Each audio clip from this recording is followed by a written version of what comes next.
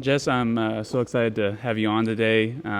You and I have known each other since we've been here at Relevant together, and you've, obviously just been a very influential person in our church and in our community, and seems like everywhere you've been, you've had a positive influence on people around you, and I'm excited to share that with the people listening and watching today. And I think your story is a story of persevering through a lot of hardships and a lot of things you didn't expect were going to happen, but now here you are, and you're still pushing forward, and you're still loving others well, serving others well, and that's such an amazing trait. And so I'm excited to have you share your story with people today. So to start out, take us back to let's start when you were in high school. Mm-hmm.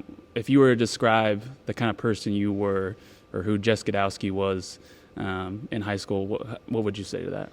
Yeah, I would say, in high school I played 3 sports.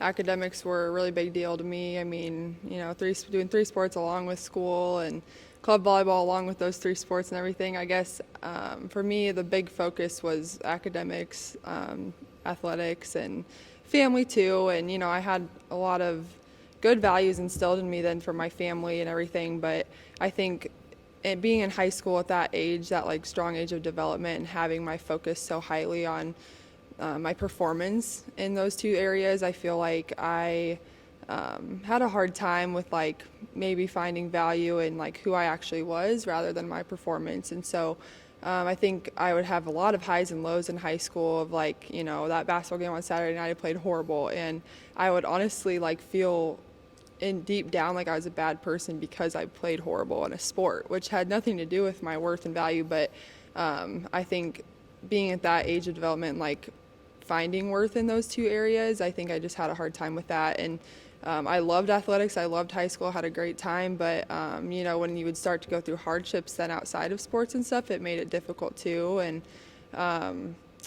so I would say in high school I had a really, really great time. I had a lot of friends, and family was really strong in my life. I went to church, grew up going to church, a Lutheran church in Fremont, and with my mom every Sunday and Sunday school, all that stuff growing up. And so I really had that foundation of who Jesus was and what faith is and what that looks like. But I just don't think I had necessarily turned that into my own thing. I hadn't found a relationship with Jesus yet then, and so I was still kind of finding life and happiness and those things in ways that I perform in athletics and in school and all that stuff. And so I think having that foundation of knowing what faith is, knowing who Jesus was in high school, because I went to church with my mom every Sunday, was super helpful. That I would never take that for granted, and I'm really grateful for that. What were some of the challenges that you say you had to face in high school, and how did you relate to that, being that you, like you said, you were putting a lot of worth and value into your performance and good works, and not in what you were hearing on Sunday mornings, or what you knew about God at that time. So what were some challenges that you faced, and how did you respond to that? I think just kind of like I said, when I would have, a bad game in a sport or get a bad grade or something, it would truly just hurt me and make me feel horrible. And then I would have a good game and I would still feel like I kind of would ride a little bit of a high and feel good, but I think I would still feel like, oh wow, I still could have done so much better at those things. And that's a good quality of any athlete, but I think in a way it was to a point for me where it would mess with me emotionally at times and, mentally. And so that was tough for sure. Otherwise in high school, I really didn't face that many major challenges. There was one big thing in high school where when I was a sophomore, I think it was sophomore year, before that year, my class, we had a really close group of friends, and there were 3 or 4 of my friends who actually got in a car accident. 3 of them died, 1 survived, and being at that age, that was really, really hard.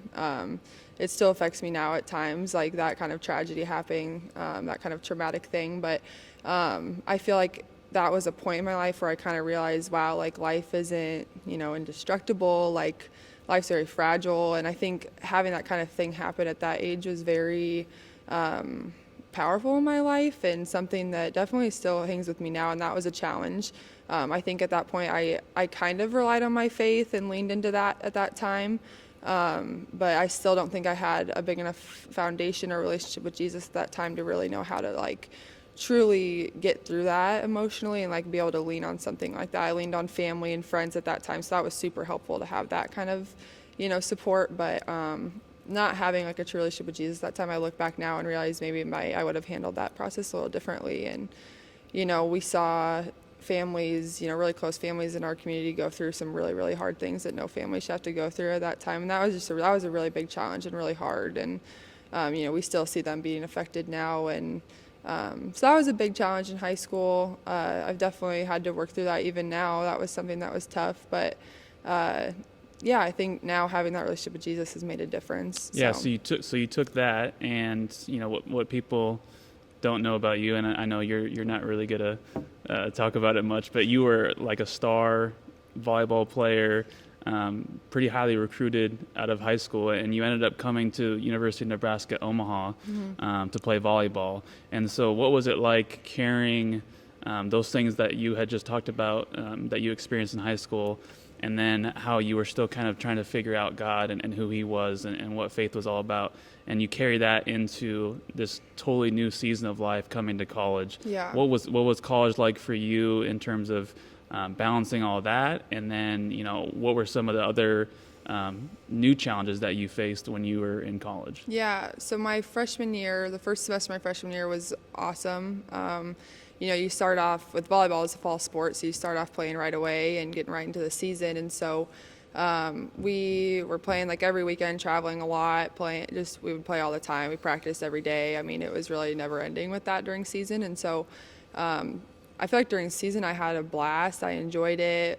It was hard to go to church at that time, so it was my first time being away from home, not just going to church with family and like having that option to do that. So that was definitely different.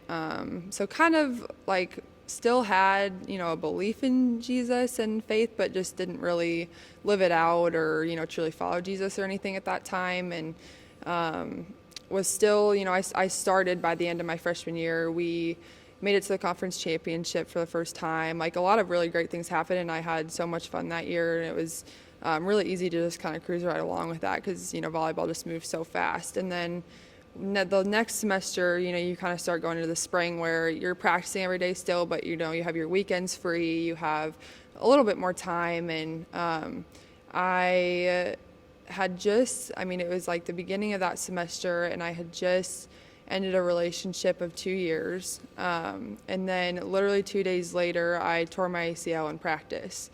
And for me, those were like two really, really huge things because first, ending a relationship, you kind of lose a source of attention and value and those kinds of things. And then losing like a huge area where I felt like I would find like value in those things in sports. I truly lost that for like knowing that would be a very long recovery, knowing I couldn't play for like, 6 months to a year.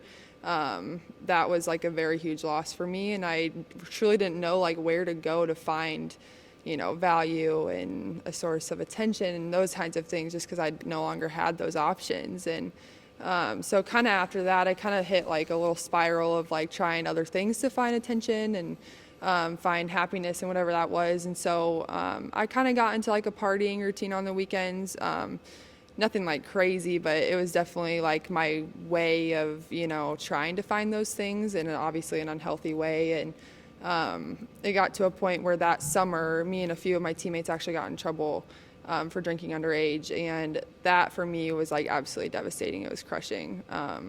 I like still sometimes get emotional about it, honestly, because it was just, it was a very defining moment for me. I very close with my parents, and that was just like so devastating and disappointing to them. And for any child who's close to parents, disappointing your parents in that way, it's super hard. And so I was hit really hard with that and really, really struggled. I think I hit rock bottom at that time for a little while. Being an athlete when you get into that kind of circumstance is like a whole nother thing. It's bad enough when you're, just a student or whatever, but when you're an athlete, you have to talk to, your team, your coaches, your athletic directors, your, other people start hearing about it. It's tough having that happen to you in that circumstance. And knowing it was your fault and having to own up to that at that age, it was hard for sure.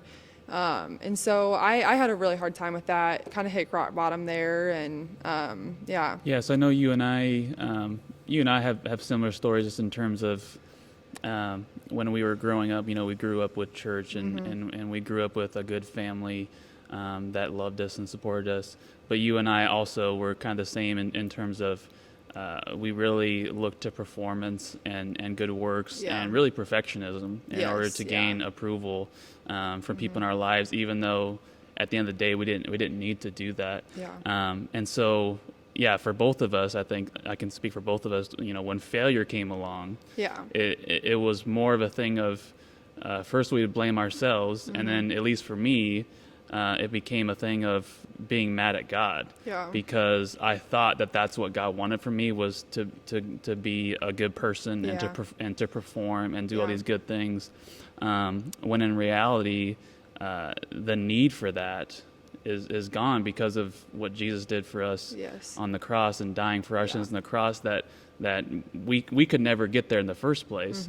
But now there's no need to do that anyway because of what Jesus did for us. So was there a time, and I know you're talking about kind of hitting rock bottom, was there a time where you experienced that kind of anger at God and kind of pushing away from whatever it is that you did have in terms of faith at that time? Yeah, I mean, like you said, you hit that right on the head, Zane. I mean, I had a really good reputation through all that time too. And like, I leaned on that, I think too.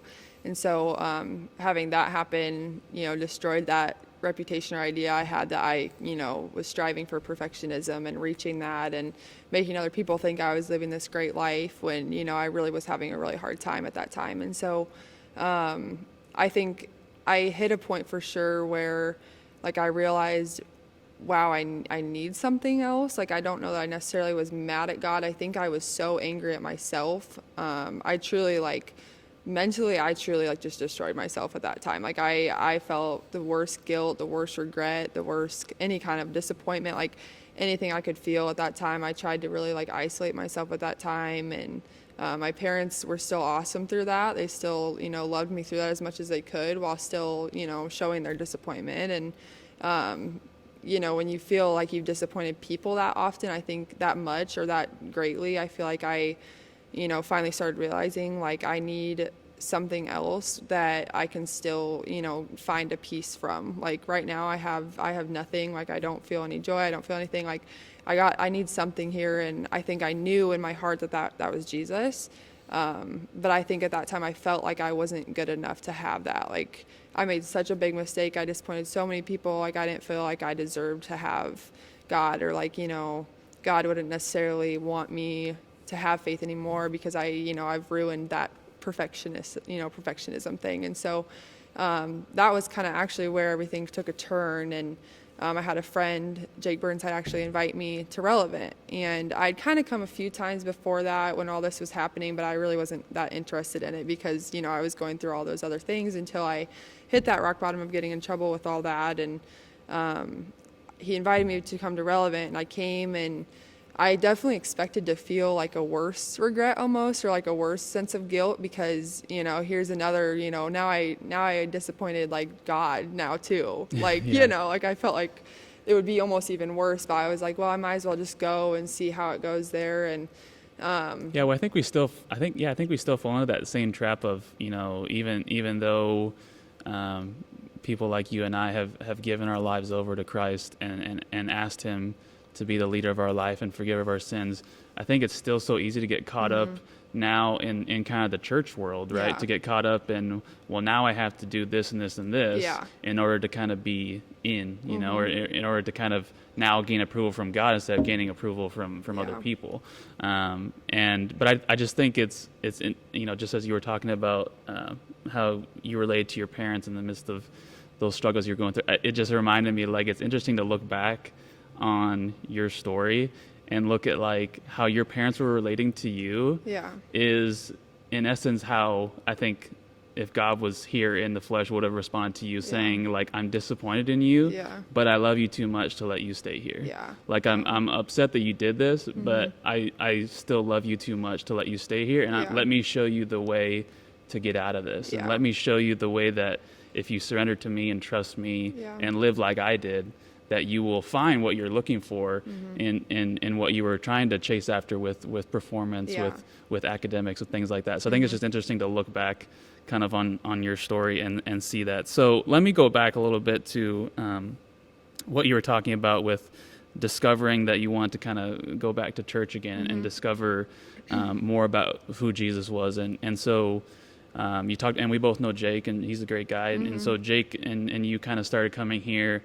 And so then what was that experience like as you're now discovering what Relevant Community Church was all about and what you were hearing about Jesus? How was that different from what you had known in the past, and how did that begin to kind of change you? Yeah, so I think I had kind of felt like in the past that I felt like I had to do, like you said, do these things in order to have, a relationship with Christ or follow Christ. Like I had to read the Bible, I had to do this, I had to go to church, I had to do these things. It was a checklist more than anything.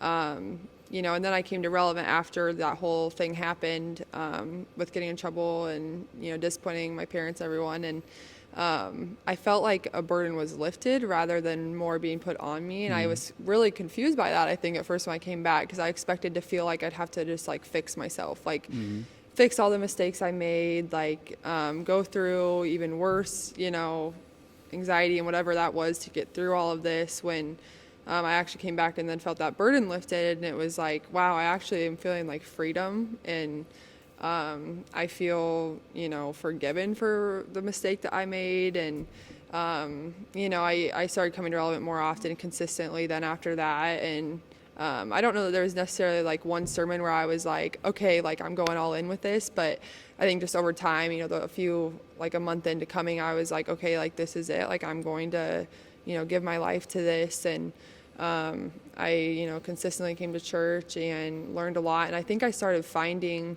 that true difference between, having that checklist of things to do, to then like having a relationship with Jesus and knowing like, Jesus is with me through all these highs and lows. It's not like he's only with me when I'm, riding the highs and doing really well in school and doing really well in sports and, not failing, only being perfect. Like, no, Jesus is with me when I fail. It's with me when I make a mistake. Like, he wants to forgive me for those things, and he's going to help me through those things. And I think I just found that through Relevant.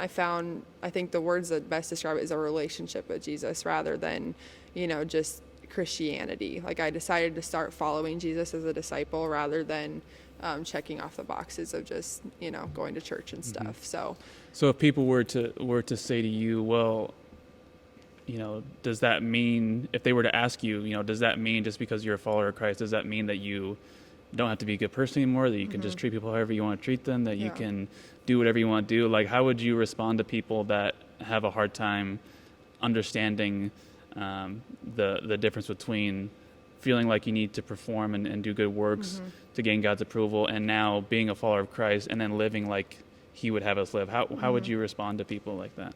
I think the biggest thing is like you have to come to church every Sunday like wanting to learn more about Jesus, and we're called to follow Jesus and be like Jesus. And I think it's easy to get stuck in wanting to just do good things, but it really doesn't matter even if we are just doing good things but we're not doing it with a heart that's chasing after the Lord. Like it doesn't necessarily, not that it doesn't matter, but it just it doesn't necessarily have a purpose to it. And I think, you could go and just do bad things but still be a follower of Christ. But I mean, you're not actually being a follower of Christ if you're not trying to be more like him and do those things to hopefully have the Lord work through you and change people's heart to follow Jesus too. And, I think it's easy to doubt all that stuff, but I've learned too that doubting, maybe not being sure about everything and having questions about faith and all those things about the Lord, like,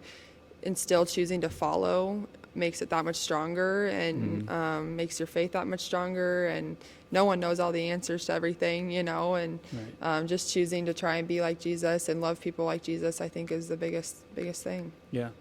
So let me talk about what I think is the coolest part of your story, and that is how once you put your faith in Jesus and ask him to be the leader of your life and forgive of your sins, and then you began to have this amazing heart for both men and women that were around you, that you wanted them to experience the same thing that you were experiencing in this community of believers and here with Relevant.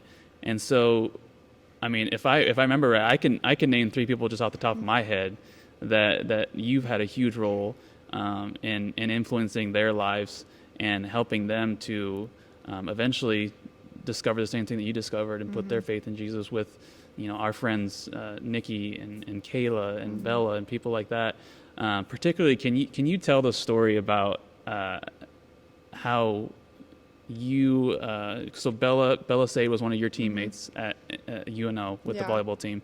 Can you tell that story about how you kind of helped Bella through a tough time and helped her to eventually discover the same thing that you discovered about Jesus? Yeah, so Bella's awesome. She's great. She's hilarious. Yeah. She's just this bright light. But she came to UNO to play volleyball too. I was a junior. She was a freshman. It was her first time being away from home. She's really close to her mom and her family, and so she had a pretty tough time when she got here, like being away from those people. And she was, a star at UNO, still is. And but she came and she didn't really. I don't think she knew a whole lot about Jesus or about faith or anything. And honestly, I mean, the big secret to all this for me was just inviting people. Right. Like, truly, I just invited people to come to Relevant with me. Like, it wasn't like I was at home, like, speaking the Bible over them or, like, telling them everything from Genesis to, Yeah. But truly, I just invited them to Relevant. I invited her to Relevant, and she started coming with us. She stayed at our apartment during some of our volleyball camps that we had, and me and my 2 other roommates, we would, like, talk about God sometimes and just kind of openly have discussions about it, or like, say, hey, praying for you today, or just things like that. And she later on told me that sparked her interest too. Like, she was like, yeah, I would hear you guys talking about Jesus all the time, and I just was interested in that. I wanted to know more about that and, what you guys had that I didn't. And so really, like, there's no, I think I at first kind of felt like, oh my gosh, it's so easy to feel like you have to, like, explain the Bible and, like, get people to follow Jesus. But really, I invited her here, and she heard conversations about the Lord and wanted more of that. And I think that's what the effect that Jesus has on people. People want to experience that true life and peace and joy that we have when we're following Jesus. And she later on, like, called me up, and I, like, was freaking out. She's like, hey, will you come over? And it was, like, random one night, and I'm like, oh my gosh, what happened? Like, so worried. And I get there, and she's, like, basically just broke down crying, like, saying, like, I want to go all in on this, and I want to get baptized. Like, I want to follow Jesus and do all these things. And so truly, I mean, I found it's not me. Like, it's, all we have to do is be open and willing to invite people and, just be open to others and show that to others in some way. And I think the Lord will work through that, and that God worked through that through me to do that. Like, it wasn't me doing anything. God transformed her, and being available for others, being available to be used, and just inviting, really. I mean, so you were a junior at that time, is that I think correct? so, yeah. And Belle was a freshman? Yep. Okay, so then now you've been a part of Relevant for a little while. At this point in time, you discovered your own faith in Jesus. You're helping others experience the same thing that you experienced. And now, going into your senior year, you again ran into some more struggles with your athletic career, and faced another challenge. Can you talk a little bit about what happened there in your senior year of volleyball? Yeah. So I, had that ACL tear early on in my freshman year, and then came back and played. I had to sit out a whole year. My knee was super messed up, so I had to sit out like a whole year, miss a season, and then I came back and played for another season. And then it was kind of right at the end of that junior year, getting ready to go on my senior year, I had another injury, and my knee just had never felt right after that whole thing. And so I had to go into the doctor or whatever, and basically they found, like, my knee was just torn completely apart. Like, there were holes all over my cartilage, whatever. And they had to do, like, this massive surgery on it to fix it. And they were like, you can sit out like a year and a half and maybe try and get your last year back if you want. But I was so over being in pain at that point and stuff. I was just like, I'm done with this. And it was sad. It was really hard, like, losing a sport in that way, and, like, knowing I was about to go into my senior year, and, like, hopefully, I felt like I was playing the best level I've ever played at. having the teammates that you have and the coaches that you had. Just like, it was awesome. Like, I was so excited for all those things, and I loved volleyball, and to have it like taken away from you in that way, like forever ultimately, was like very heartbreaking. And I still remember I had that first surgery where they were hoping to just like fix it and just clear it out a little bit. And they, you know, I came out of surgery, they told me like, yeah, you're probably never going to be able to play again. I mean, it's bad. And I remember like bawling the whole way home, just like bawling, because I was so upset. And I definitely had a moment there where I was like upset with God, like, why would you let this happen to me? Like, I worked so hard to get through that other injury, and like, now you're going to take this away from me like completely. And I mean, honestly, I had a day or two of that, and truly started after that leaning into the Lord and like believing that he would help me through this. And I found that process, even though it was almost worse and I went through more pain with the surgery, you know, I went through more emotional pain knowing I was like done playing, could never play with my teammates and everything again. And I found that process was not easier, but I felt more peace with it. Like, I was like, this is God's plan. You know, I have no control of this, and you know, God's going to work this for good in some way in the future. And I truly believe that. And really, I mean, he did. I mean, I look back now and I'm sad it was taken away from me, but in a way I think it was for the better. And I was still able to, you know, be with my teammates and everything after that. And God continued to still like work in my life and bless my life even in the midst of all that. Whereas the first time I went through it and I just thought it was ultimately the worst thing ever. I couldn't find any peace, any happiness in anything. You know, That's why I turned to like the party scene. Whereas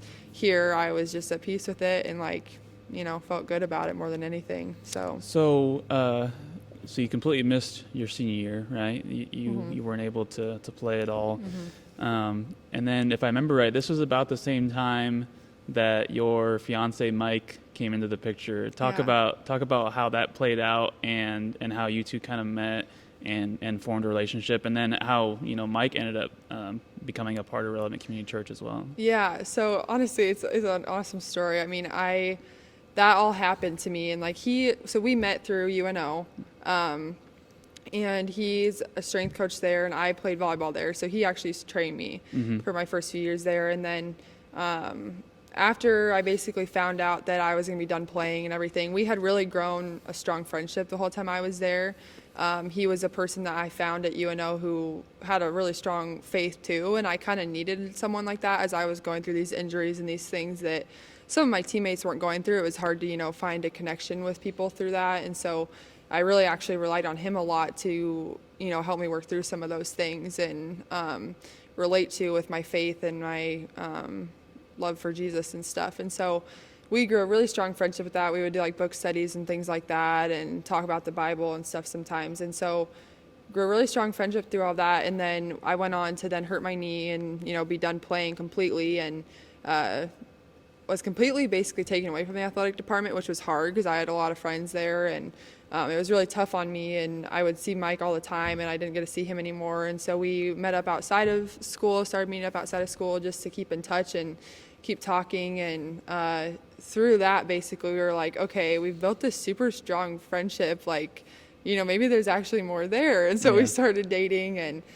you know, I look back now and just laugh because it's like I prayed so hard that God would work something really good out of that injury, and out of, you know, that in some way, some kind of good would come out of that, because it was so hard. And I was like, there's got to be something good. And it was so funny because basically that injury like allowed me and Mike to be able to date, because it, you know, we never would have even considered that kind of thing while I was an athlete at all. And so, you know, getting out of that and having that injury actually let me go on to find my soon-to-be husband. So, you know. Yeah, so you guys are actually, by the time this comes out, it'll be just a couple weeks away from the two of you getting married. Yeah. So have you thought about what that's going to be like for you? I mean, going into this completely new chapter of your life, and, you know, you're still kind of finishing up school and beginning to transition to full-time work, and Mike's obviously still working with the university. And so what do you hope to experience out of this new chapter of life? What do you hope that God's gonna do through your and Mike's marriage, and what type of person do you kind of hope to become in this new chapter of your life? Yeah, it's funny. We actually had a meeting with Ronnie the other day talking about the wedding, and our lead pastor Ronnie. Yeah. Yes, our lead pastor Ronnie here, and he went on, and he was, the last thing he said to us is, "What's the purpose of marriage?" And we're like, "Well, to glorify God through the marriage and through our relationship." And he's like, "Yes, of course. I'm glad you know the answer," or whatever, And we're like, "Okay," but really after that we talked for a while, and we're like, really, like, we do want to glorify God with our marriage. Like, we want, we don't necessarily know what that's going to look like yet. Like, whether, we're going to be like, Jen and Scott Marion here at church, who help people through marriages and through problems with marriage a lot. Like, we don't know if it'll be in that way or, what kind of way it will be, but I think we're just feeling super open to God working through us in whatever way he can, Right now we are T-Life group leaders here at Relevant, which is just, T-Life groups are just that small group of like 10 to 15 people, community people. Yeah, smaller community people talking about, we meet weekly to talk about the sermons and those things and to pray for each other. And we lead that, and are absolutely loving that. So that's something we for sure see in the future and a way we want to serve and help. And I don't know, we really don't know what it's going to look like yet, but we're really open to that. And I think we've kind of we're going to really try to start praying here as we're getting ready to actually start our marriage with the wedding and stuff. Just what ways, God wants us to glorify him and wants us to serve. And, just saying, like, is this action that we're about to take together glorifying to you? Is this not, what ways are we not glorifying you? What ways can we more? And I think for me, like, stepping into now soon becoming a wife, like, feels so weird to say that. Like, I don't feel like I'm mature enough for that. I don't know, but I don't know. I'm super excited for that next step of life, and just that's a new step for Mike and I. We've never been a husband or a wife before, and so it's going to be something to work through together, and we're really excited for that, and just to lean on Jesus with that. So that's awesome. Yeah. Well, thank you for being here, Jess. I think your story is really powerful, especially for people our age and our generation, and I remember, the first time that you and I met when we were first part of the first college T-Life group that we have here at Relevant with Pastor Ronnie and his wife, and just it was really awkward, everyone getting to meet each other at one time, and to look back on that now and to think that here we are about 3 years later, and everyone from that kind of close knit group there from the beginning, we're all super close friends, and to think that. That just happened on its own is crazy, and obviously God had his hand in that, because there's just too many things that had to be orchestrated in order for that to just happen by accident. And so it's just been really cool to walk through the last few years with you, and for me personally, I really consider you to be just like a sister to me, and it's just talking about how you and Mike are getting ready to get married and start your own family is just it's just super exciting, and I'm so proud of you and proud of Mike, and excited to see how God's going to use you guys going forward. So thank you for being here. Appreciate it. Thanks. And for those of you watching and listening at home, thank you for being here. Thank you for tuning in today. If you haven't noticed, things are a little bit different around here. So we would like to invite you to a Sunday morning here at the Relevant Center, but we can't right now. So if you want to check out one of our Sunday gatherings with Relevant Community Church, you can watch online on Sunday mornings at 9 a.m. and 10:45 a.m. We would love to have you join us, whether it be on Facebook, Facebook Live, or whether it be on our website. There's several different ways for you to watch. Check out our website, relevantcommunity.org/watch, and you can learn all about that there. If you're on Facebook, you can interact with us there, and we would love to get to know you, and especially if it's your first time, we have some opportunities for you to learn more and to even get a free gift if it's your first time joining us. So please join us on Sunday mornings online for the time being, and when things get back to somewhat normal, we would love to have you come to the Relevant Center, and we'd love to shake your hand and see your smiling face. If you'd like to view more episodes, view past episodes of the podcast, or if you'd like to learn more about the podcast itself, you can check out our website, relevantcommunity.org/yourstory. Or if you'd like to send us any questions, any comments that you may have, or maybe share a little bit about your story. Maybe there's something that you heard in Jess's story today that stuck with you and that you'd like to share with us, or you'd like to ask questions about, or ask questions about what faith is, what Jesus is all about. We'd love to hear from you. And if you want to do that, you can send an email to us, yourstory@relevantcommunity.org. This is real life. This is real transformation, and this is your story. Thanks for joining us. Thanks, Jess. Appreciate it.